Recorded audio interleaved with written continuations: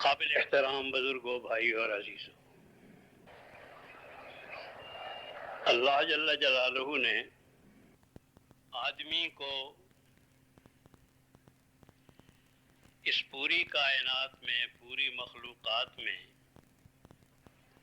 مرکزی حیثیت عطا فرمائی ہے۔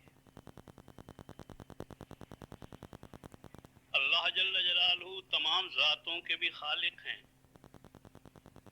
جتنی ذاتیں ہیں ان کے بھی خالق ہیں، آسمان کے، زمین کے، سورج کے، ستاروں کے، پہاڑوں کے، پانیوں کے، یہ تمام ذاتیں ہیں۔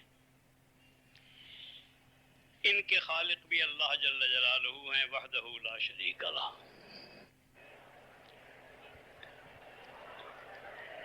اور ان سب کو، جتنی بھی ذاتیں ہیں، انسان سمیت،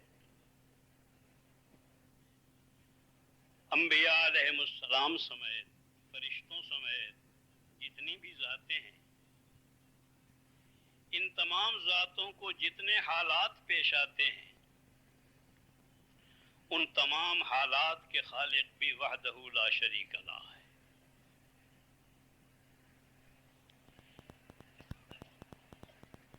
میری ذات کا سر کے بال سے لے کر پیر کے ناخن تک، میری ذات کے تمام اجزاء کا خالق کون؟ وحدہ لا شریک لہ، اللہ جل جلالہ وہی سب کے خالق ہے۔ اور میرے جتنے اجزاء ہیں، آنکھ ہے، دماغ ہے، کان ہے، ناک ہے، بال سے لے کے پاؤں کے ناخن تک جتنے بھی اجزاء ہیں، ان سب کو جو حالات پیش آتے ہیں، زندگی بھر جتنے بھی حالات پیش آتے ہیں، ان سب حالات کے خالق کون؟ اکیلا اللہ، وحدہ لا شریک لہ، اللہ جل جلالہ۔ ذاتوں کے خالق بھی ہوئی اور حالات کے خالق بھی ہوئی۔ پھر اگلا سلسلہ یہ ہے کہ میری ذات تک یا میری کسی جز تک، میری آنکھ تک کوئی حال پہنچانے والا کون ہے؟ اکیلا اللہ۔ میری آنکھ کو کوئی حال بھی پیش آیا، اس حال کو پیدا کرنے والا بھی اللہ، اور اس حال کو میری آنکھ تک پہنچانے والا بھی اللہ۔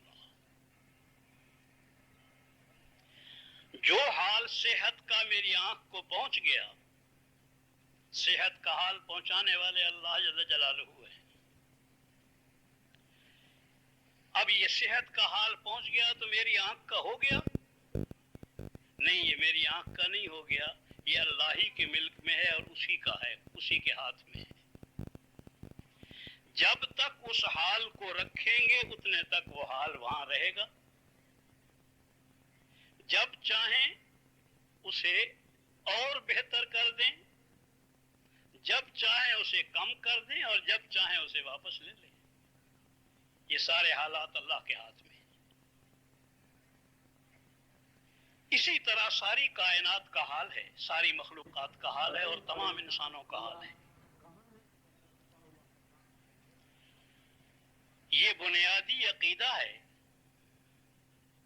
اور ایسا بنیادی عقیدہ ہے کہ ابو جہل بھی اس کا قائل تھا۔ پوچھو کہ آسمان کس نے پیدا کیا؟ اللہ نے پیدا کیا ہے۔ ان ذاتوں کا خالق ہوئی، ذاتوں کا خالق بھی ہوئی، حالات کا خالق بھی ہوئی۔ ذاتوں تک حالات کو لے جانے، لانے والا، کم کرنے والا، زیادہ کرنے والا وہ بھی ہوئی ہے۔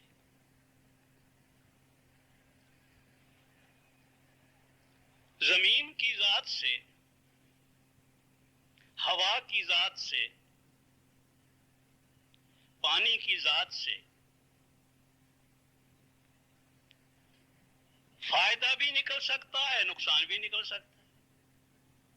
جب اللہ چاہتے ہیں فائدہ نکل آتا ہے،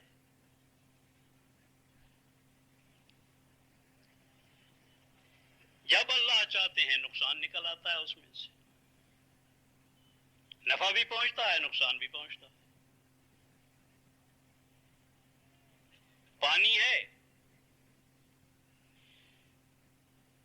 اور فرعون کے قابو کا پانی ہے، فرعون کے ملک کا پانی ہے، بلکہ اس پر اس کو فخر تھا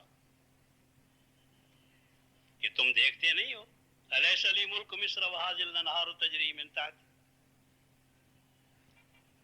میرے دریا نہیں دیکھے، میری زمینیں نہیں دیکھی، ملک مصر میرا نہیں دیکھا، میرا میرا میرا، لیکن وہی پانی ہے جو باعث فخر سمجھتا تھا، باعث فخر بنا ہوا تھا اس کے لیے، وہی اس کی غرقابی کا سامان ہے، غرق ہوا اسی میں۔ وَأَغْرَقْنَا آلَ فِرْعَوْنَ وَأَنْتُمْ تَنظُرُونَ، اسی پانی میں غرق ہوا ہے۔ آگ سے، آگ ہے ہی جلانے کے لیے، جو آ جائے اسے جلا ڈالے، لیکن ضروری نہیں ہے کہ جلا ڈالے، اگر اللہ چاہیں گے تو جلا ڈالے گی، اور اگر اللہ جل جلالہ نہیں چاہیں گی، بلکہ یوں کہہ دیں کہ یا نار کونی بردم و سلاما، اے آگ ابراہیم پر ٹھنڈی ہو جا، لیکن ٹھنڈی بھی زیادہ تیز نہ ہو، سلامتی کے ساتھ، درمیانہ درجے کی، جس سے تکلیف نہ پہنچے، نہیں تکلیف پہنچی۔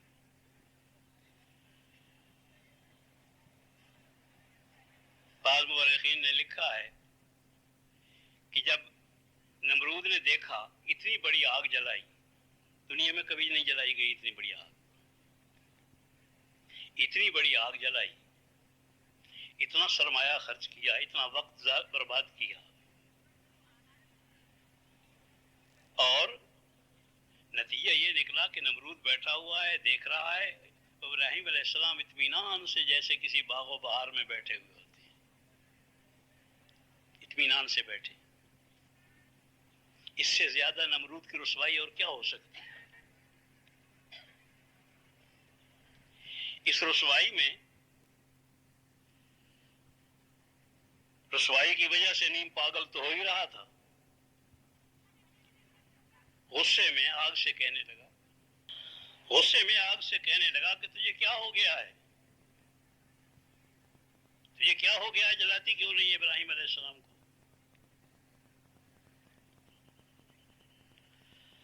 تو لکھا ہے، تاریخی سا واقعہ ہے کہ آگ کے اندر سے آواز آئی کہ اندر آ، تجھے بتاؤں مجھے کیا ہو گیا ہے۔ مجھے کچھ نہیں آیا، مجھے کچھ نہیں ہوا، اور کسی کو کچھ نہیں ہوتا۔ پانی کے اندر بہانے کی صفت، پانی کے اندر جو بہاؤ ہے وہ کسی کے ملک میں ہے، جو اس کا خالق ہے وہی اس کا مالک ہے۔ یہ پانی کا بہاؤ اس کے اندر اس وقت تک ہے جب تک اس کی مرضی ہے، جب وہ ارادہ کر لے کہ بہاؤ نہ رہے، بہاؤ چھین لیا اس سے۔ 12 راستے بن گئے پانی میں سے، وہی پانی راستے بن گئے، پانی جم گیا، سڑکیں بن گئیں، اور اتنی صاف شفاف بنی کہ کوئی گھبراہٹ بھی نہ ہو کہ کوئی رہ تو نہیں گیا، سارے ایک دوسرے کو دیکھتے چلے جا رہے ہیں کہ وہ آگے جا رہے ہیں، یہ پیچھے آ رہے ہیں، یہ ساتھ آ رہے ہیں۔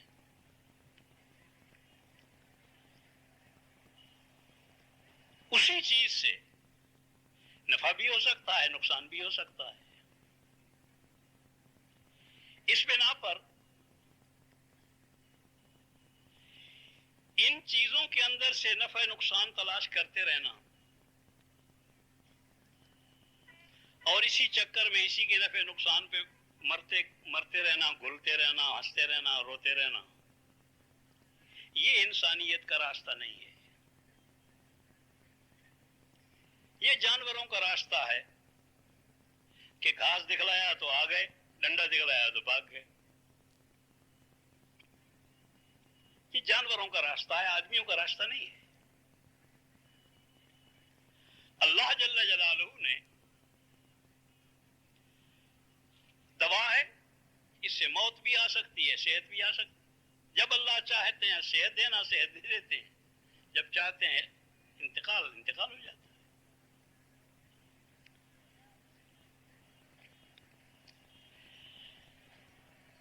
نقصان نہ پہنچے، تکلیف نہ پہنچے تو یونس علیہ السلام کو مچھلی کے پیٹ میں بھی نہ پہنچے.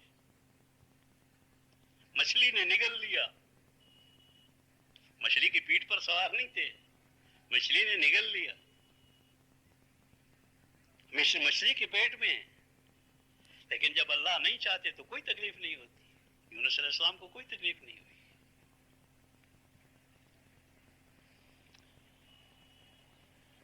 مال و دولت ہے،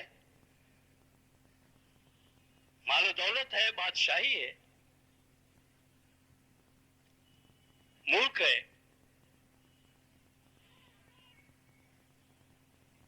سلیمان علیہ السلام کے پاس بھی ہے.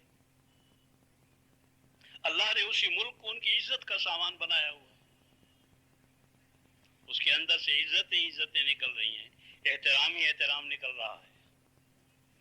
جنات الگ خدمت میں لگے ہوئے ہیں، انسان الگ خدمت میں لگے ہوئے ہیں، پرندے الگ خدمت میں لگے ہوئے ہیں.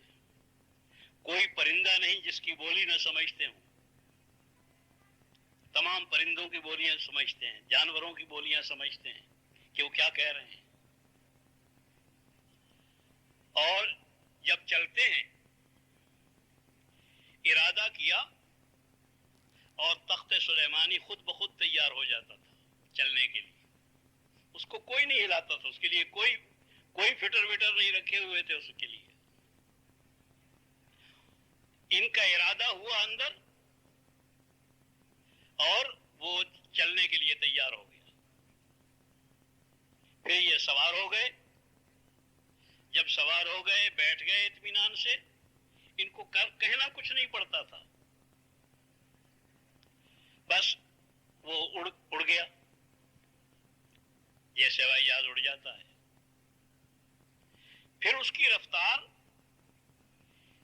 کم و بیش نہیں کرنی پڑتی تھی، اس کو ہلانا جلانا نہیں پڑتا تھا. اس میں کوئی کیپٹن ویپٹن مقرر نہیں تھے. اس میں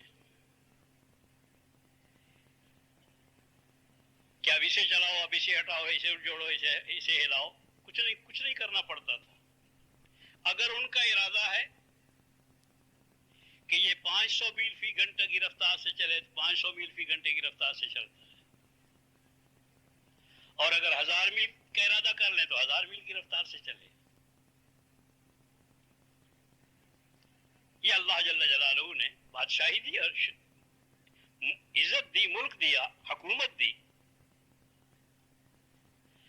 اور اسی کے اندر عزتیں بھی عطا فرمائی. یہی ملک، اسی طرح کا ملک، سرسبز و شاداب ملک اور بہت شاندار ملک، آمدن والا ملک، کئی اعتبار سے دنیا کا ممتاز ترین ملک، وہی ملک دیا. اور اللہ نے اسی ملک کے اندر ایسا ذلیل کیا کہ ایسا ذلیل کوئی بھی نہیں ہوا ہے. وَأَغْرَقْنَا آلَ فِرْعَوْنَ وَأَنْتُمْ تَنْظُرُونَ. بنی اسرائیل غریب نہت تھے، جن کو گرفتار کرنے کے لیے اور سزا دینے کے لیے یہ بنی اسرائیل چونکہ رہتے تھے انہی کے ہاں فرعون کی سلطنت میں. موسیٰ علیہ السلام نے کہا کہ چلو نکل چلو یہاں سے، کیونکہ وہ تو موسیٰ علیہ السلام کے ہو چکے تھے. موسیٰ علیہ السلام نکل چلو، انہوں نے نہیں دیکھا کہ کیا ہوگا، نکل کھڑے ہوئے. جس وقت فرعون کو اطلاع ملی کہ بنی اسرائیل نکل گئے، انہوں نے کہا ہمارے NOC کے بغیر، ہمارے ملک سے نہ ملک میں آنا میری اجازت کے بغیر ہو سکتا ہے، نہ جانا ملک سے باہر اجازت کے بغیر ہو سکتا ہے. اس پہ تیش پہ آیا اور کل فوج وہ ساتھ لے لی اور پیچھا کیا. ایک جگہ پر ایسی جگہ پہنچے جہاں آگے پانی ہے اور بنی اسرائیل دیکھ رہے ہیں کہ پیچھے فرعونی بھی آ گئے، فرعونی لشکر بھی آ گیا۔ اب سیدھی بات ہے کہ موت نظر آ گئی، آگے بڑھتے ہیں تو پانی میں غرق ہوتے ہیں، اور اگر آگے نہیں جاتے ہیں تو فرعون کے ہاتھوں قتل ہوتے ہیں۔ اسی میں ان کے اندر سے زبان سے نکلا کہ انا لمدرکون، پکڑے گئے۔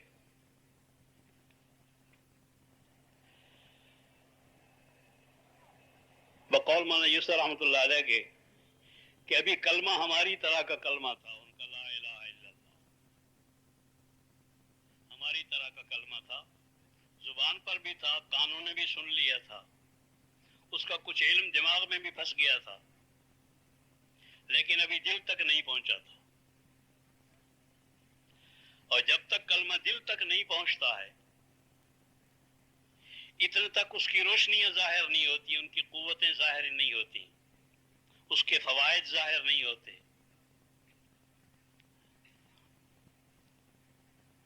اس لیے زبان سے نکلا کہ انا لمدرکون، پکڑے گئے۔ اور واضح ظاہر صورت بھی یہی تھی، اسی ظاہر صورت کو دیکھا اور کہا کہ انا لمدرکون، پکڑے گئے۔ موسیٰ علیہ نبینا علیہ الصلوۃ والسلام یہ براہ راست اللہ جل جلالہ سے ایمان سیکھ کے آئے ہوئے تھے، براہ راست خود اللہ جل جلالہ نے ایمان سکھایا تھا۔ او ما تلک بیمینک یا موسیٰ قال ہی عصای اتوکل علیہا واہش بہا علی غنمی ولی فیہا مآرب اخری۔ یہ دیکھ کے اس کے بعد فرمایا کہ القیا یا موسیٰ، عصا ہے، موسیٰ علیہ السلام کے ہاتھ کی لکڑی ہے، اسے حکم دیا اللہ جل جلالہ نے کہ القیا یا موسیٰ، اس کو پھینک دو، لاٹھی کو پھینک دو۔ لاٹھی کو یوں کر کے پھینک دیا، فیضا ہے حیۃ تسعیٰ، اژدہا بن گیا۔ اسی وقت لکڑی اژدہا ہو گئی۔ اژدہا ہو گئی تو طبعی خوف انسان کا اژدہا سے ہے، اللہ نے اندر رکھی ہوئی ہے حس، ایک یقین اندر دل کے اندر موجود ہے کہ زندہ سانپ سے نقصان پہنچنے کا اندیشہ ہوتا ہے۔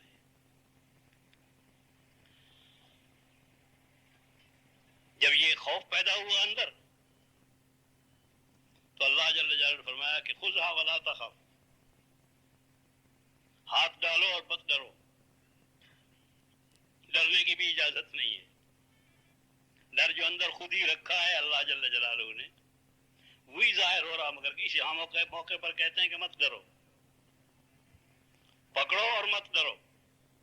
انہوں نے واقعی پکڑا اور بغیر ڈر کے پکڑا، ایسے ہاتھ ڈالا جیسے لکڑی کو ہاتھ ڈالا جاتا ہے۔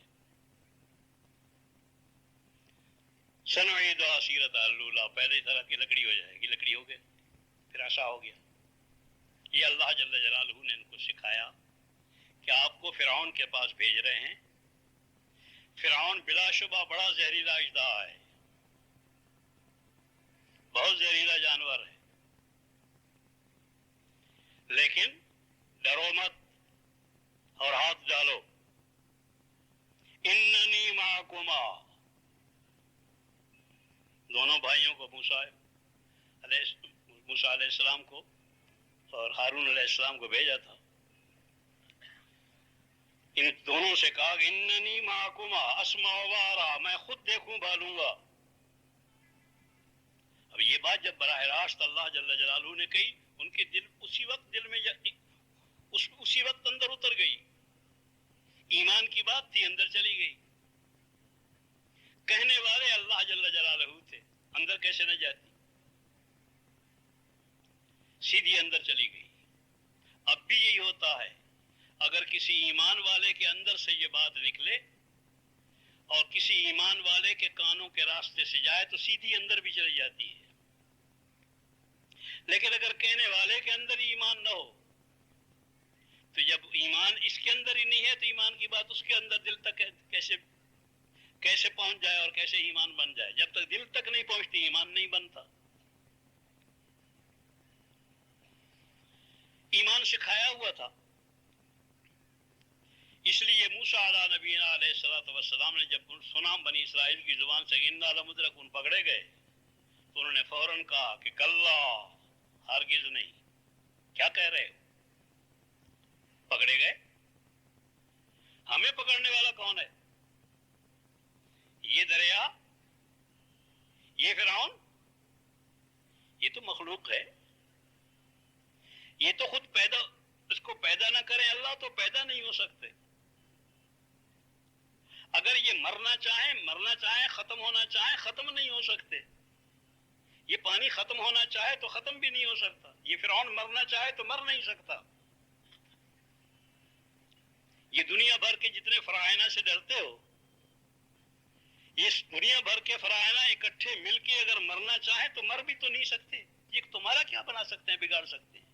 کسی کا کچھ نہیں بگاڑ سکتے. مخلوق کہتے ہی اسی کو ہیں. مخلوق میں خلق نہیں ہے. مخلوق اسی کو کہتے ہیں جو نہ پیدا ہو سکے، نہ بڑھ سکے، نہ باقی رہ سکے، نہ ختم ہو سکے، نہ مر سکے. تو ساری مخلوق ہے. اس مخلوق میں کہاں نفع نقصان اور فائدے اور عزتیں تلاش کرتے ہو؟ اس لیے موسیٰ علیہ نبینا علیہ الصلوۃ والسلام اصلی ایمان پر ہیں. براہ راست اللہ جل جلالہ کا سکھایا وہ ایمان ہے. میں کلا، ہرگز نہیں. غلط بات ہے. ہم کیسے پکڑے گئے؟ اور ساتھ فرمایا، سورت بھی بتا دی ساتھ ہی، ان معی ربی سیہدین. پکی بات، میرے ساتھ میرا رب ہے. رب کہتے ہیں ضرورتیں پوری کرنے والے کو. جب جو ضرورت پڑے، رب العالمین ہے. کل مخلوق کی کل ضرورتیں براہ راست اللہ جل جلالہ پوری فرماتے ہیں. کل مخلوق کی کل ضرورتیں، ایک ایک وقت میں کھربوں ضرورتیں، کل ضرورتیں کل مخلوق کی خود اللہ جل جلالہ براہ راست پوری فرماتے ہیں. اور یہ پوری کرنے میں وحدہ لا شریک لہ. کلا ان معی ربی، پکی بات، میرے ساتھ میرا رب ہے. میرا ضرورتیں پوری کرنے والا میرے ساتھ ہے. اس نے مجھے کہا تھا اننی معکما، میں تمہارے ساتھ ہوں، ساتھ ہوں، ساتھ ہوں، ساتھ رہوں گا. اور سارے معاملے کو خود دیکھوں بھالوں گا. پکڑے جانے کا ہمارا کیا سوال ہے؟ اور واقعی یہ نہیں پکڑے گئے، وہ تو دونوں پکڑے گئے. سمندر بھی پکڑا گیا اور فرعون بھی پکڑا گیا. پانی بھی پکڑا گیا، پانی پکڑا گیا، پانی کے اندر کا بہاؤ ختم ہو گیا. اور فرعون پکڑا گیا، وَأَغْرَقْنَا آلَ فِرْعَوْنَ وَأَنْتُمْ تَنظُرُونَ. پانی میں ڈوب ڈوب کے مرا، چوہوں کی موت. اور ایسی ذلت کی موت کہ ذلت کی موت اس اعتبار سے بہت بڑھ گئی کہ دشمن کنارے کھڑا دیکھ رہا تھا. کوئی دیکھتا نہیں، وقت پھر رسوائی ہو جائے تو کچھ نہ کچھ بھرم باقی رہ جاتا ہے. لیکن سب کے سامنے، ساری دنیا کے سامنے اللہ جل جلالہ رسوا فرمایا. تو ملک نہیں ہے، ملک میں عزت نہیں ہے. ملک میں عزت ہوتی تو فرعون کو ملتی. بنی اسرائیل کے پاس تو کوئی ملک نہیں ہے. ان کے پاس ملک ہے. ملک انہی کے پاس ہے، اسلحہ ان کے پاس ہے، مال و دولت انہی کے پاس ہے، زمینیں انہی کے پاس ہے، سارا کچھ. لیکن اللہ نے سب کے سامنے، سارے عالم کے سامنے ذلیل کیا. تو ملک عزت کا سامان بھی ہے، ذلت کا سامان بھی ہے.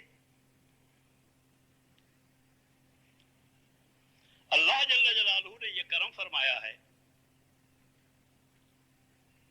کہ ایک ضابطہ بنا دیا ہے محض اپنے کرم کی بنا پر، کسی مجبوری میں نہیں، محض اپنے کرم کی بنا پر ایک ضابطہ بنا دیا. اور وہ ضابطہ یہ ہے کہ یہ چیزیں تمہارے سامنے ہیں، ان کا علم بھی آدمی کے پاس موجود ہے. وعلم آدم الاسماء كلها، جب آدم علیہ السلام کو پیدا کیا تو اللہ جل جلالہ نے آدمی کے اندر ایسی صفات اور ایسی چیزیں رکھ دی ہیں کہ یہ اپنا ہر چیز کو دیکھ بھال لیتا ہے. جو زمین کے اندر چیزیں ہیں ان کو بھی، جو پہاڑوں کے اندر ہیں ان کو بھی، جو پانیوں کے اندر ہیں ان کو بھی، اور ان چیزوں کے اندر کی پھر کیا خاصیتیں ہیں، یہ دوا کے کام آتی ہے، یہ زیور کے کام آتی ہے، یہ فلاں کام آتی ہے، یہ فلاں کام لیا جا سکتا ہے، اس سے فلاں کام لیا جا سکتا ہے. اللہ جل جلالہ نے یہ علم آدمی کے اندر رکھا ہوا ہے، آدمی کے اندر موجود ہے. طبی طور پر افرینش کے وقت سے، پیدائش کے وقت سے. باقی رہا یہ آسمانی علم جس کو علم دین کہتے ہیں، قرآن والا علم، تورات والا علم، تنجیل والا علم. یہ علم اللہ کی طرف سے آتا ہے بصورت وحی، ہمیشہ انبیاء پر آتا رہا ہے. آخری کتاب محمد الرسول اللہ صلی اللہ علیہ وسلم پر آئی. اللہ جل جلالہ نے ضابطہ یہ بنایا کہ دیکھو جتنی مخلوق ہے یہ مخلوق ہے،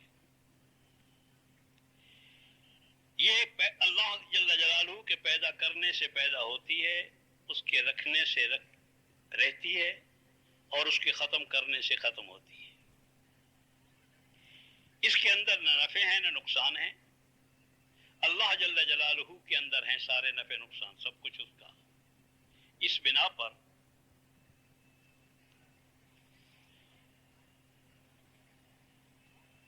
اگر تم چاہتے ہو، جیسے کہ آدمی کی طبیعی چیز ہے، اگر تم چاہتے ہو تم حاکم بھی، محکوم بھی، مالدار بھی، علماء بھی، پڑھے لکھے بھی، ان پڑھ بھی، جوان بھی، بوڑھے بھی، عورتیں بھی، بچے بھی، اگر تم لوگ یہ چاہتے ہو کہ ہمیں ہر چیز سے نفع حاصل ہو،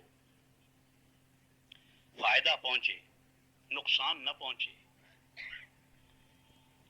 ہر چیز سے فائدہ ہی فائدہ حاصل ہو،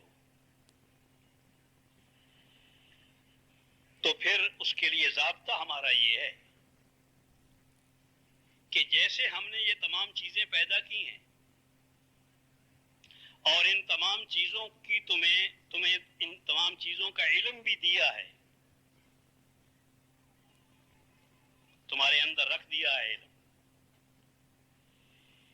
ان تمام چیزوں سے جیسے یہ اللہ نے تمہیں عطا فرمائی ہیں اور تمہارے پاس موجود ہیں، اللہ جل جلالہ نے تمہارے پاس قرآن مجید جیسی کتاب بھی بھیجی ہے اور محمد الرسول اللہ صلی اللہ علیہ وسلم جیسا رسول بھی بھیجا ہے. اگر تم اپنے سر سے لے کے پاؤں تک اس سارے بدن کو، تمام اعضاء کو حکم الہی کے مطابق استعمال کرو، 24 گھنٹے، کسی عید کے دن نہیں، بقرعید کے دن نہیں، 27 رمضان کو نہیں، 24 گھنٹے پوری زندگی بلوغ سے لے کے موت تک، اور 24 گھنٹے روز اگر اپنے آپ کو حکم الہی کی، قرآن کے مطابق استعمال کر لو، وہ سوچو جو قرآن نے کہا ہے، وہ مت سوچو جس سے قرآن نے سوچنے کو منع کہا ہے، وہ مت بولو جو قرآن نے منع کیا ہے، وہ بولو جو قرآن نے کہا ہے، وہ سنو جو قرآن نے کہا ہے، وہ مت سنو جو قرآن نے منع کیا ہے، وہ لکھو جو قرآن نے کہا ہے، وہ مت لکھو جس کو قرآن نے منع کیا ہے، اس جانب چلو جس جانب چلنے کو اللہ نے کہا ہے، اللہ کے قرآن نے، حدیث نے کہا ہے، اس جانب مت چلو جس سے قرآن حدیث نے منع کیا ہے. اپنے آپ کو قرآن اور حدیث کے مطابق استعمال کر لو 24 گھنٹے میں. اپنے اعضاء و جوارے کو خاص طور پر شروع یہیں سے کرنا ہوگا، اور پھر صرف ان اعضاء و جوارے کو نہیں بلکہ باہر کی زندگی بھی ساری، گھر کی زندگی، تجارت کی زندگی، زراعت کی زندگی، صنعت کی زندگی، بیوی بچوں کی زندگی، میدان جنگ کی زندگی، جو بھی زندگی کے شعبے ہیں ان تمام شعبوں میں بھی حکم الہی کے مطابق اپنے آپ کو استعمال کرو. اگر تمہارے اندر سے یہ اعمال صالحہ کہلاتے ہیں جو تمہارے اندر سے اچھے جائز عمل نکلتے ہیں اور جائز عمل اس طرح نکلیں کہ وہ اللہ کے حکم کے مطابق ہوں, رسول اللہ صلی اللہ علیہ وسلم کے طریقہ کے مطابق ہوں, وہ عمل صالح ہیں, وہ سب اعمال صالحہ ہیں. اگر تمہارے اندر سے یہ سارے اعمال عمل صالح بن کے نکلتے ہیں, یعنی قرآن کے حکم کے مطابق ہیں, رسول اللہ صلی اللہ علیہ وسلم کے طریقہ کے مطابق ہیں, نماز تمہارے اندر سے نکلتی ہے, آدمی کا پیر کے انگوٹھے سے لے کر سر کے بال تک سارے استعمال ہوتے ہیں نماز میں, اسی نماز میں سب سے پہلے مشق کرائی گئی, نماز ہی میں مشق کرائی گئی, دن میں 5 دفعہ حکم ہے 5 دفعہ نماز پڑھنے کا با جماعت. کیا سکھایا گیا ہے کہ تم سر سے پیر تک اپنے آپ کو ہر وقت حکم الہی کے مطابق استعمال کرو.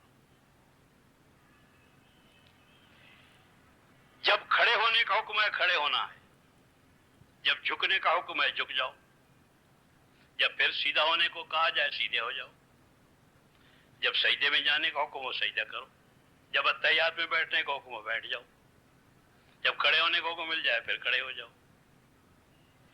جو پڑھنے کو کہا جائے صرف وہی پڑھو, اس کے آگے پیچھے اور کوئی لفظ بھی نہ ہو. اور نماز پڑھنے کی حالت میں اماں جان آئی, انہوں نے آ کر کہا کہ السلام علیکم, تو وعلیکم السلام کہنے کی اجازت نہیں ہے, اس لیے کہ اگر تو نے وعلیکم السلام کہہ دیا تو یہ عمل صالح نہیں رہے گا, یہ ٹوٹ جائے گی نماز. ابا جان آ کے السلام علیکم کہے, پیر صاحب آ کے السلام علیکم کہے, وعلیکم السلام کہنے کی اجازت نہیں ہے. حکم کے پابند بن کر رہو. یہ دیکھو کہ کون کر رہا ہے, کدھر سے کیا ہو رہا ہے, میں نہیں جانتا کہ کون کیا کہہ رہا ہے, میں تو ایک اللہ کے حکم کا پابند ہوں. حکم الہی یہ ہے کہ یہاں پر سورۃ فاتحہ ہی پڑھنی ہے, قل هو اللہ ہی پڑھنا ہے, قیام میں ہے, اس کے علاوہ اور کچھ نہیں پڑھنا. اگر ادھر ادھر کا کچھ بھی پڑھ لیا, بخاری کی کوئی حدیث ہی پڑھ لی, بخاری کی پہلی حدیث ہی پڑھ لی تو بھی نماز ٹوٹ جائے گی. پابندی سکھائی ہے کہ اپنے آپ کو باندھنا کیسے ہے, بندے بن کر رہو, بندے بن کر رہو. اور بندہ بن کے رہنا یہ فخر کی چیز ہے. عبدہ و رسولہ سبحان الذی اسری بعبدہ لیلا من المسجد الحرام الی المسجد الاقصی. عبدیت سب سے اونچا مقام ہے جو محمد الرسول اللہ صلی اللہ علیہ وسلم جیسے نبی کے لیے استعمال کیا گیا ہے. عبد بن کر رہو. میں جب ترکی گیا ایک دفعہ تو وہاں ایک سفارت خانے میں تھوڑا سا کام تھا. سفارت خانے میں پہنچے صبح کو دفتر کے وقت میں, تو وہاں ایک نوجوان بیٹھا تھا ترک, بڑا مستعد. ہم نے السلام علیکم کہا, اس نے ہماری طرف نہیں دیکھا اور وعلیکم السلام ورحمۃ اللہ وبرکاتہ کہا. ہم نے اس سے پوچھا کہ سفیر صاحب آ گئے ہیں, تو انہوں نے کہا کہ سفیر صاحب ابھی نہیں آئے ہیں, ہماری طرف نہیں دیکھا. اس نے جواب میں کہا کہ سفیر صاحب ابھی نہیں آئے ہیں, اور ہاتھ سے اشارہ کر کے کہا کہ وہ سامنے کا کمرہ جو کھلا ہوا اس میں جا کے آپ بیٹھ جائیں, انتظار کریں. ہم وہاں چلے گئے. کمرے میں جا کے خیال آیا کہ یہ نوجوان کس کام میں مشغول ہے. ترک لوگ جو ہیں ماشاءاللہ ان کی معاشرت بہت بہت سیدھی سادی معاشرت رہی اور بڑی جاندار معاشرت رہی مدتوں، اور اب تک بھی اللہ کا شکر ہے کہ ادب احترام بھی ہے، بڑوں کا احترام بھی ہے، مہمانوں کا خاص طور پر مہمان نوازی معروف ہے ان کی۔ کر کے دیکھا ہی نہیں کیا ہوا، کیا بات تھی۔ تو ہم نے وہاں کمرے میں بیٹھ کے دیکھا کہ کیا کر رہا ہے، تو اس کو دیکھا ہم نے کہ وہ سامنے اس کے کچھ بتیاں جل رہی ہیں، ان کو بتیوں کو دیکھ رہا ہے۔ جب اس کو دیکھا ہم نے تو خیال آیا کہ یہ دفتر کا ملازم ہے، اسی سفارت کے دفتر کا، اور اس کے ذمہ کام ہے کہ جس کمرے والا بلائے ادھر چلا جائے، اس کمرے والے کا کام کرے۔ چنانچہ ایسا ہی ہوا کہ اسی وقت سبز بتی جلی اور وہ اٹھ کے چلا گیا کمرے میں، اور اس کمرے سے پھر کوئی کاغذ واغذ لے کے آیا، اس دوسرے کمرے میں دیے، اور پھر واپس آ کر اپنی کرسی پر بیٹھ گیا اور پھر وہیں دیکھنے لگ گیا۔ تھوڑی دیر کے بعد اور بتی جلی، پھر اٹھ کے چلا گیا۔ اسی درمیان میں اس کی چائے آ گئی، ایک آدمی چائے لے کے آیا، اس نے چائے والے کی طرف نہیں دیکھا، چائے والا اس کے پاس چائے رکھ کے چلا گیا، اور وہ تھوڑی دیر کے بعد چائے کا گھونٹ لے لیتا تھا، اور جو ساتھ کھانے کے کوئی بسکٹ قسم کی چیز تھی وہ تھوڑی سی وہ لے لیتا، پھر گھونٹ چائے کا لے لیتا۔ اس طرح اس نے چائے پی، اس نے چائے کی طرف نہیں دیکھا، اس کھانے کی چیز کی طرف نہیں دیکھا، لانے والے کی طرف نہیں دیکھا، ہماری طرف نہیں دیکھا، بس نگاہ وہی رہی۔ تو ہم نے کہا تھا کہ بھئی یہ ہے یکسوئی سی ڈیوٹی، یہ نماز کے انداز کی ڈیوٹی ہے کہ وہی کرنا ہے اور کچھ نہیں کرنا ہے، اور کچھ دوسرا کیا تو یہ ڈیوٹی ادا نہیں ہوگی، یہ کام صحیح نہیں کر رہا ہے۔ عرض کر رہا تھا، لمبی نہ ہو جائے بات، کہ قرآن اللہ جل جلالہ نے ضابطہ یہ بنا دیا کہ جو احکام ہم نے نازل کیے ہیں قرآن مجید میں اور حدیث پاک میں، ایمانیات سے لے کے معاشرت تک ساری زندگی کے شعبوں کے احکامات سارے موجود ہیں، پورا دین اسی کو کہتے ہیں۔ جس دین کے متعلق حکم ہے کہ یا ایھا الذین آمنوا ادخلوا فی السلم کافہ، پورے داخل ہو جاؤ دین میں۔ اگر دیندار بننا چاہتے ہو، دیندار کہلوانا چاہتے ہو، تو تب دیندار کہلاؤ گے جب پورے دین میں داخل ہو جاؤ گے، سر سے پیر تک دیندار ہو، اندر سے باہر تک دیندار ہو، ایمان سے لے کے معاشرت تک کل دین ہی دین ہو، دین احکام الہی کے مطابق ہو۔ اگر تم نے احکام الہی کے مطابق اپنے آپ کو استعمال کر لیا، اپنے گھر کو بھی احکام کے مطابق استعمال کیا، اپنی دکان کو بھی احکام کے مطابق استعمال کیا، اپنے زراعت کو بھی احکام کے مطابق استعمال کیا، اپنے معاشرے میں رہنے والے لوگوں کو، برادری کو، اپنی بیوی کو، اپنے بچوں کو، اپنے گھر والوں کو، اپنے پڑوسیوں کو، اپنے شہر والوں کو، ملک والوں کو، اپنی جنس پوری انسانیت کو، اگر تم نے حکم الہی کے مطابق ان کو استعمال کر لیا تو تمہارا جو بھی عمل ہوگا وہ سارے کا سارا عمل صالح کہلائے گا، وہ سب عمل صالح ہوں گے۔ اور مثال اس کی دینے لگا تھا نماز، اس کی مثال نماز ہے۔ حکم ملا حی علی الصلاۃ، چلو نماز کے لیے آؤ، اور نماز کے لیے آؤ، گھبراتے ہوئے مت آؤ کہ ہم دکان چھوڑ کے جا رہے ہیں پتہ نہیں کیا ہوگا، یہ گاہک چلے جائیں گے، پیچھے پتہ نہیں گاہک کون آئے گا، کیسے گاہک چلے جائیں گے، گھبراؤ نہیں، اس طرح کی سوچیں مت سوچو۔ حی علی الفلاح، جب آ رہے ہو سب کچھ چھوڑ کے، اس میں کوئی شبہ نہیں، گھر چھوڑا ہے، دکان چھوڑی ہے، مکان چھوڑا ہے، عدالت چھوڑی ہے، وزارت چھوڑی ہے، سب کچھ چھوڑ کے آ رہا ہے، تبھی نماز ادا ہوگی۔ سب کچھ کو چھوڑ کے آ رہے ہو لیکن گھبراؤ نہیں، فلاح کی طرف جا رہے ہو، کامیابی کی طرف جا رہے ہو۔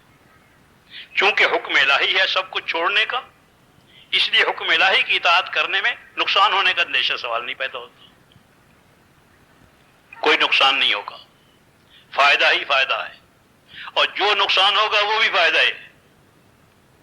اگر خدا نخواستہ نقصان ہوتا ہے تو وہ نقصان نہیں ہے، وہ فائدہ ہے۔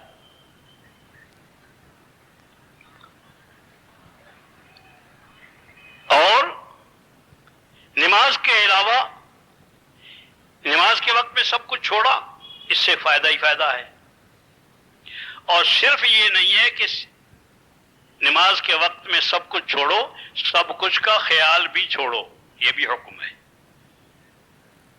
جب تک سب کچھ کا خیال بھی نہیں چھوڑو گے اتنے تک نماز کامل نہیں ہوگی۔ حکم الہی عمل صالح نہیں بنے گا، کامل حکم عمل صالح نہیں بنے گا۔ اگر تمہارے بدن سے اس سے سب اعمال صالح نکلتے ہیں، ہر طرف اعمال صالح یا اعمال صالحہ ہوں، تو جس طرح کے تمہارے اعمال اوپر کو جاتے ہیں، جس طرح کے تمہارے اوپر کو جاتے ہیں، اسی طرح کے حالات اوپر سے اللہ نیچے اتار دیتے ہیں۔ سنت اللہ یہ ہے۔ اگر صبح سے لے کے شام تک، حدیث پاک میں آتا ہے اللہ جل جلالہ کا جو نظام بنایا ہوا ہے وہ یہ ہے کہ عصر کے بعد آسمان سے فرشتے اتر آتے ہیں، فرشتے آ جاتے ہیں آدمی کے پاس، ہر آدمی کے پاس۔ شام کو آ گئے، شام سے پہلے، اور ساری رات یہاں رہے۔ رات کو وہ تمہارے ہر عمل کو، ساری رات تمہارے ہر عمل کو وہ لکھتے ہیں، جو کچھ کرتے ہو، جو کچھ بولتے ہو، جو کچھ دیکھتے ہو، جو کچھ سوچتے ہو، جو کچھ کرتے ہو، وہ سارا کچھ لکھتے ہیں۔ اور صبح کو نماز کے بعد، فجر کی نماز کے بعد، وہ تمہارا اعمال نامہ لے کر اوپر کو چلے جاتے ہیں، وہ پیش کر دیتے ہیں وہاں پر جہاں ان کو حکم ہے، وہاں جمع کر دیتے ہیں۔ اور صبح کو دوسرے فرشتے آ جاتے ہیں، صبح کو دوسرے فرشتے آ جاتے ہیں، وہ دن بھر کا سارے اعمال کو لکھتے ہیں۔ جس طرح کے تمہارے اعمال، اگر تمہارے اعمال اچھے جاتے ہیں اوپر کو، اللہ جل جلالہ کے ہاں صبح سے شام تک اور شام سے صبح تک، تو حالات اللہ کی طرف سے اچھے اتر آتے ہیں۔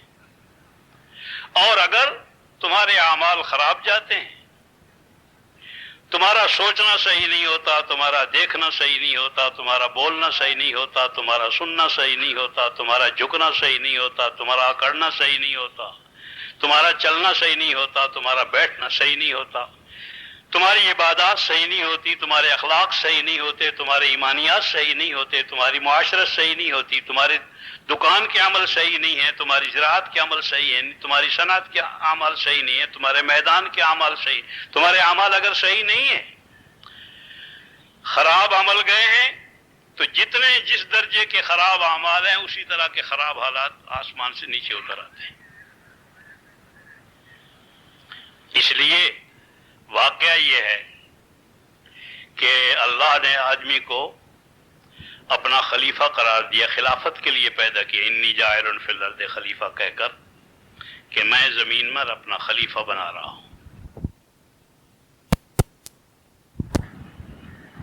واقعی خلافت کا حق ادا کر دیا ہے، خلافت کو سب سے بڑی عزت دی ہے کہ تمہارے اپنے حالات، تمہارے اپنے حوالے ہے یہ کام۔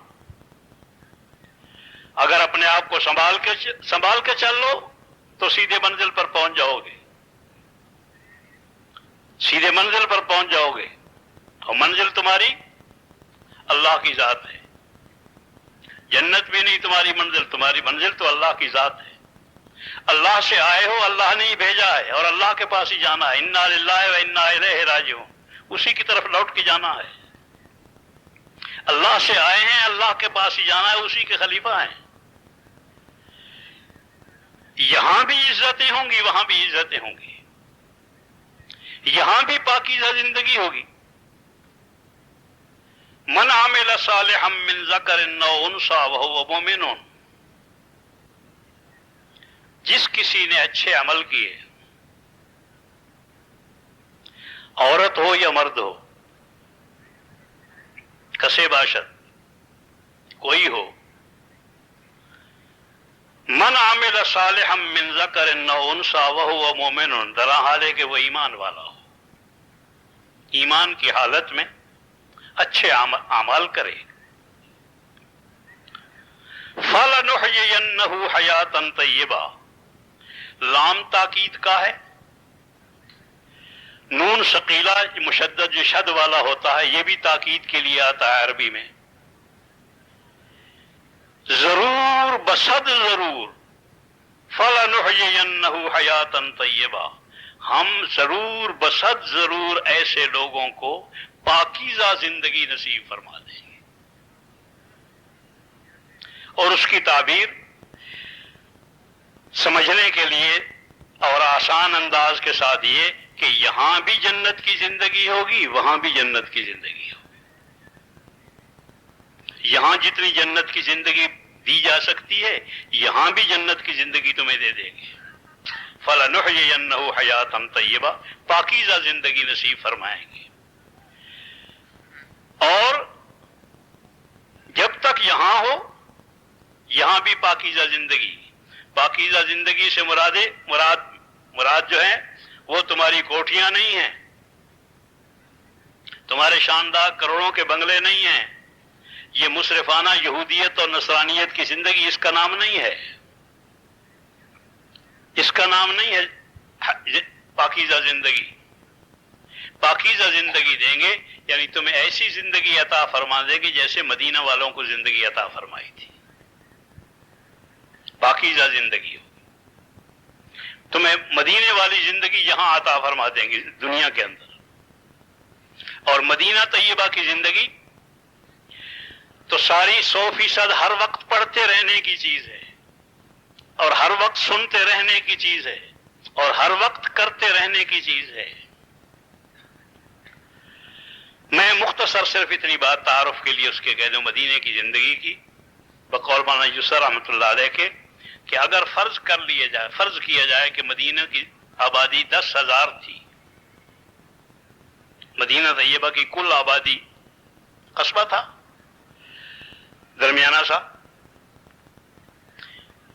10,000 اگر آبادی تھی تو ہر آدمی کو، ہر مرد عورت بچے کو 9,999 آدمیوں کی حمایت حاصل تھی، 9,999 آدمی ہر آدمی کی زندگی بنانے کی فکر میں تھے، بگاڑنے والا کوئی بھی نہیں تھا، کوئی کسی کے خلاف سوچنے والا نہیں ہے، کوئی کسی کے خلاف دیکھنے والا نہیں ہے، اس لیے کہ حضور نے فرمایا کہ جب کوئی مسلمان کسی مسلمان کو حقارت کی نگاہ سے دیکھتا ہے تو اللہ جل جلالہ کے ہاں اسی وقت حقیر ہو جاتا ہے، خود جرم ہے، کبیرہ گناہ ہے حقارت کی نگاہ سے دیکھنا۔ کسی کے خلاف کوئی غیبت کرنے والا نہیں ملتا ہے، اس کی عدم موجودگی میں کسی کمزوری کا ذکر کرنا یہ غیبت کہلاتی ہے، اور یہ اشد من الزنا کہا گیا ہے، اسے زنا سے بدتر چیز ہے۔ کسی کی عدم موجودگی میں، جس کو گلہ کہتے ہیں پنجابی میں، اس کی کسی کمزوری کا جو فی الواقعہ چاہے کمزوری کیوں نہ ہو، کہتے ہیں نا کہ یہ واقعہ بیان کر رہا ہوں، واقعہ نہیں بیان کر رہے، زنا سے بدتر عمل کر رہے، خاموش رہو۔ کسی کے خلاف زبان غلط مت ہلاؤ، کسی کے خلاف آنکھ سے نظر مت اٹھاؤ، کسی کے خلاف اشارہ غلط مت کرو، توہین میں اس کو اشارہ مت کرو، حرکت اپنے بدن سے ایسی مت کرو جس سے کسی کی عزت کو، کسی کی جان کو، کسی کے مال کو نقصان پہنچے۔ حجۃ الوداع کا خطبہ ہے۔ حجۃ الوداع کے خطبے کا خلاصہ بس اتنا ہی ہے کہ تمہارے بدن سے پوری زندگی تمہارے بدن سے کوئی حرکت ایسی نہ ہونے پائے جس سے کسی کی عزت کو، کسی کی جان کو، کسی کے مال کو نقصان پہنچے۔ وہ سب کام حرام ہیں، کبیرے گناہ ہیں جن سے کسی کی عزت کو، جان کو، مال کو نقصان پہنچے۔ کوئی آدمی ایسا کرنے والا نہیں ہے۔ ہر آدمی دوسرے کی زندگی بنانے کی فکر میں ہے، بگاڑنے کی فکر میں نہیں ہے۔ کوئی آدمی، اس کو میں کہہ رہا ہوں جنت کی زندگی۔ ہر آدمی کی جان محفوظ ہے، مال محفوظ ہے، عزت محفوظ ہے، خطرہ ہی کوئی نہیں۔ تالے نہیں لگا کرتے تھے، تاریخ میں کوئی چیز نہیں ملتی، کوئی جگہ نہیں ملتی۔ ابھی یہ خبر ملی تھی، مقدر کی بات، بس وقت پر خیال نہیں رہا اس کو دیکھنے کا موقع بھی ایک نکل آیا تھا، لیکن پھر بھی بس جب رہ جانی ہوتی ہے تو رہ جاتی ہے مقدر سے۔ یہ سنا تھا کہ ایک بستی ہے مشرق میں، اور وہ ایسی بستی ہے کہ جس بستی میں نہ گھر کو تالا لگتا ہے، نہ کار کو تالا لگانے کی ضرورت ہوتی ہے۔ کسی گھر کو تالا نہیں لگتا، کنڈا بھی کوئی نہیں ہوتا، کوئی چوری نہیں ہوتی، کوئی ڈاکہ نہیں ہوتا، کوئی قتل نہیں ہوتا، کوئی جرم نہیں ہوتا، بلکہ عام قسم کے جو زبانی قسم کے جرائم ہوتے ہیں، یہ زبانی قسم کے جرائم بھی نہیں ہیں۔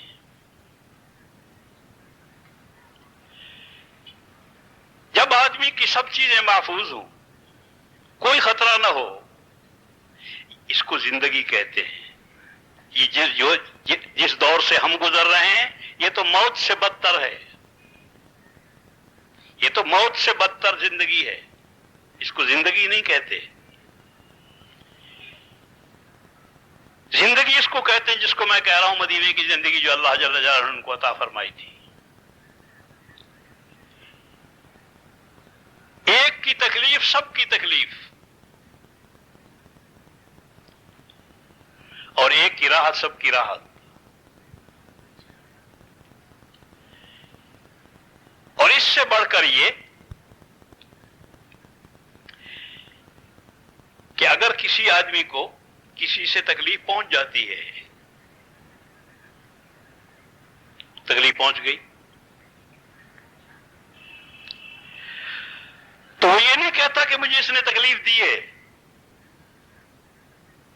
وہ یہ کہتا ہے کہ مجھے اس سے تکلیف پہنچ گئی ہے، اس نے تکلیف دی نہیں ہے۔ اس لیے کہ جب جوڑ ہوتا ہے آپس میں محبت ہوتی ہے، آپس میں جوڑ ہوتا ہے، تو اس وقت میں تعبیر یوں ہی کی جاتی ہے۔ دیکھا ہوگا، واقعات ہوتے رہتے ہیں، گوشت کاٹتے ہوئے، گوشت عام طور پر بائیں ہاتھ سے پکڑا جاتا ہے، دائیں ہاتھ سے کاٹا جاتا ہے۔ بائیں ہاتھ سے گوشت پکڑا ہوا تھا، یہ ہڈی پکڑی ہوئی تھی، دائیں ہاتھ سے کلاڑی ماری، انگلی کٹ گئی۔ کبھی اس ہاتھ نے مقدمہ دائر کیا ہے اس ہاتھ پر کہ اس نے مجھے مارا ہے، میری ہڈی توڑی ہے، یہ میرا گوشت کاٹا ہے؟ کبھی نہیں ہوا۔ آدمی خود دیکھتا ہے کہ اسی ہاتھ نے مارا ہے، میں دیکھ رہا ہوں، سر کی آنکھوں سے دیکھ رہا ہوں کہ اسی ہاتھ نے مارا، میرے ہاتھ نے مارا ہے۔ میں نہیں کہتا کہ اس ہاتھ نے اس ہاتھ کو مارا ہے، میں کہتا ہے جی اس ہاتھ سے یہ کٹ گیا ہے، اس کو تکلیف پہنچ گئی ہے تکلیف، مارا نہیں ہے، لگ گئی ہے۔ یہ اور سمجھ میں زیادہ اچھی بات آ جائے گی کہ مارا نہیں ہے، اس نے اس کو مارا نہیں ہے، لگ گئی ہے۔ جس کسی کو تکلیف پہنچتے وہ کہتا ہے جی ہو گئی تکلیف پہنچ گئی، میں نے اسے معاف کر دیا، کوئی نہیں، تکلیف من جانب اللہ ہو گئی، غلطی اس نے کیا نہیں، ہو گیا ہے، کیا نہیں۔ جیسے ان اعضاء و جوارح کا آپس میں جوڑ ہے، اگر ہمارا جوڑ ہو تو اسی طرح تعبیر ہوتی ہے، اسی طرح تعبیر ہوتی ہے۔ بہرحال سے کر رہا تھا، مجھے وہ لمبی بات اپنی وہ پوری کرنی ہے اس مجلس کی، کہ ہمارے اعمال پر دار و مدار ہے، جس طرح کے اعمال بھیجو گے اسی طرح کے حالات اوپر سے نیچے آ جائیں گے۔ اس جگہ کی نشاندہی خود سید الکونین صلی اللہ علیہ وسلم نے بھی کی ہے۔ سید الکونین صلی اللہ علیہ وسلم نے ارشاد فرمایا کہ میں جب معراج میں گیا ہوں تو معراج میں گئے کہاں گئے، کیا ہوا؟ اوحا الی عبدہ ما اوحا، کہاں پہنچے، کہاں وہ تو کسی کو معلوم نہیں ہے، لے جانے والے کو معلوم ہے، یہ جانے والے کو معلوم ہے۔ لیکن جہاں گئے اس کے کچھ تھوڑے اشارے حضور نے فرمایا ہیں معراج کی حدیث میں، اس میں یہ بھی اشارہ موجود ہے کہ میں اس مقام پر بھی گیا جہاں اعمال نیچے سے اوپر کو آتے ہیں اور حالات اوپر سے نیچے کو اترتے ہیں۔ جس طرح کے حالات اعمال نیچے سے اوپر کو آتے ہیں اسی طرح کے حالات اوپر سے نیچے چلے جاتے ہیں۔ اگر بدلنا چاہتے ہو نظام، اگر بدلنا چاہتے ہو تو خود بدلو۔ ان اللہ لا یغیر ما بقوم حتی یغیروا ما بانفسہم۔ انقلاب ہونے سے انقلاب نہیں ہوا کرتے ہیں، جب زندگیاں بدلتی ہیں حالات بدل جاتے ہیں۔ حالات کو بدلنا اللہ کے ہاتھ میں ہے، کسی حکومت کے بس کی بات نہیں۔ ان حکومتوں کا تو بس کی بات مرنا بھی نہیں ہے، برباد ہونا بھی نہیں ہے، ہلاک ہونا بھی نہیں ہے۔ یہ کسی کے حالات کیا بدلیں گے؟ حالات بدلنے کا جو بتایا ہے وہ نسخہ وہی ہے جو قرآن نے بتایا ہے، جو محمد الرسول اللہ صلی اللہ علیہ وسلم نے بتایا ہے۔ اس لیے کام کیا نکلا؟ باہر کہیں نہیں جانا ہے، پہاڑ نہیں کھودنے ہیں، دریاؤں کے راستے نہیں بدلنے ہیں، دریاؤں کے راستے بدلنے سے حالات نہیں بدلتے ہیں، پہاڑ کھودنے سے حالات نہیں بدلتے ہیں، پیٹرول نکلنے سے حالات نہیں بدلتے ہیں۔ حالات بدلتے ہیں آدمی کے بدلنے سے، اعمال بدلنے سے۔ اعمال بدلو، حالات بدل جائیں گے۔ سنت اللہ یہی ہے، جب بھی اعمال بدلے اللہ جل جلالہ نے حالات بدل دیے، ہمیشہ یہی رہا اور قیامت تک یہی رہے گا۔ سنت اللہ ہے، وَلَن تَجِدَ لِسُنَّتِ اللَّهِ تَبْدِيلًا وَلَن تَجِدَ لِسُنَّتِ اللَّهِ تَحْوِيلًا۔ اس میں تبدیلی نہیں آئے گی۔ اور سورت سید الکونین صلی اللہ علیہ وسلم نے حضور سامنے ہے، کیا کرنا ہوگا، اعمال کیسے بدلے جائیں گے؟ اعمال بھی اپنی تدبیروں سے نہیں بدلے جائیں گے۔ یہ جو اعمال کا راستہ ہے، یہ جو قرآن کا راستہ ہے، اس راستے کو خود سوچ کر نہیں نکلا جا سکتا۔ خود سوچنے کی بات نہیں ہے، خود سوچنے سے یہ نبی کو بھی نہیں آتا ہے، یہ اللہ کے بتانے سے آتا ہے۔ جب تک وحی کی روشنی درمیان میں نہیں آتی ہے اس راستے کو پر نہیں چلا جا سکتا ہے۔